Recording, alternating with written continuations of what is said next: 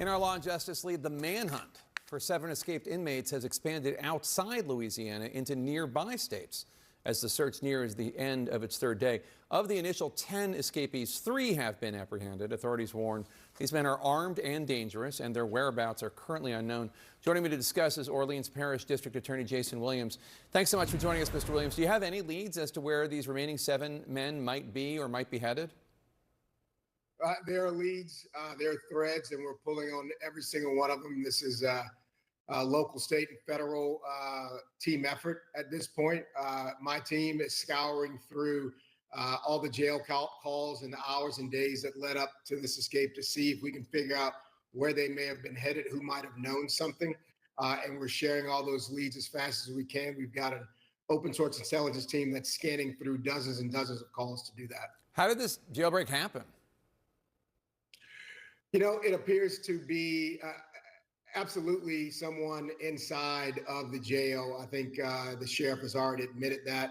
The issue is was this just absolute negligence, or was this criminal culpability in assisting in this jailbreak, or the other possibility that it was both? And I think that's what it's shaping up to be. This is not a lock and key type of jail. I've toured this facility. It's a $150 million facility with cameras all over. Unfortunately, no one at the jail was manning the posts to watch those monitors in real time.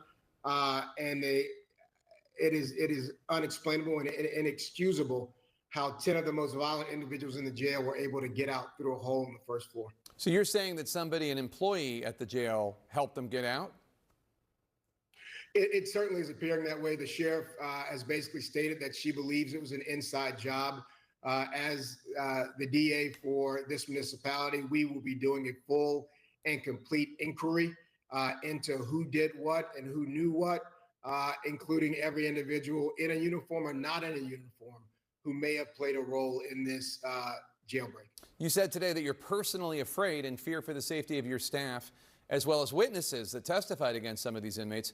What steps are being taken to make sure you, those witnesses, your employees, that everyone's safe? So I personally tried one of these individuals who was convicted of second-degree murder, which carries a life sentence. We had to try. I tried it twice. Other members of my team tried it more times than not because of hung juries and the like. There was witness intimidation throughout all of those trials. The 2 lawyers who I worked with got out of town when this happened with their families. I'm not going to talk about where they are, what protections are in place. We have reached out to the witnesses and next of kin who testified in this case, because this man was charged with shooting up a barbecue with women, children, men. It was a massive block lungs party on Mardi Gras Day. And there are a number of people who are out there who are scared. We've relocated the ones who want to be relocated. Obviously, we're not going to discuss where they are. But no one is going to feel safe until he's back in custody, including myself. What type of help are you receiving from other states or from federal law enforcement? So we've got the FBI, we've got the ATF. They've been involved. The U.S. Marshal Service really has been, that was one of the first calls I made when this occurred. The sheriff had not reached out to him at that point.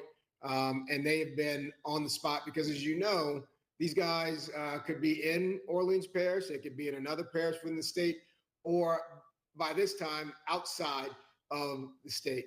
And so having U.S. Marshals and the FBI involved helps us coordinate this effort from the multi-jurisdictional level to get these pictures out to other states so they can be on the lookout for these individuals. Unfortunately, they got close to an 8-hour head start because the jailbreak happened at 1 a.m.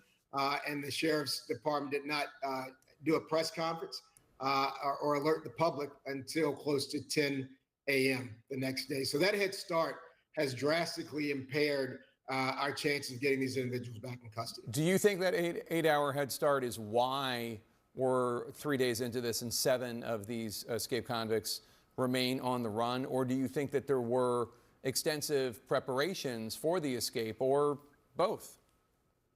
I think it's both, Jake. Absolutely. If you've got individuals leaving a facility some of them still wearing prison garb. The public, that's your sixth man on the team. The media is one of the biggest assets you have in terms of getting the word out. If you see something odd, a bike stolen, it's not just a bike stolen in the wake of a jailbreak. A shed lock being broken open, it's not just a shed lock being broken open in the middle of a jailbreak.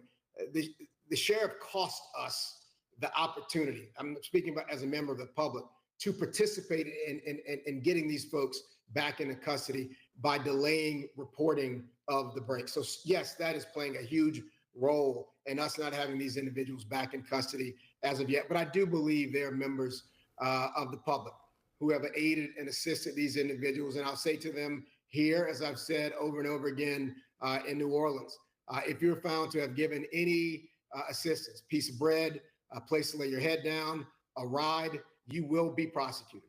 All right, Orleans Parish District Attorney Jason Williams, thank you so much. Good luck to you, sir.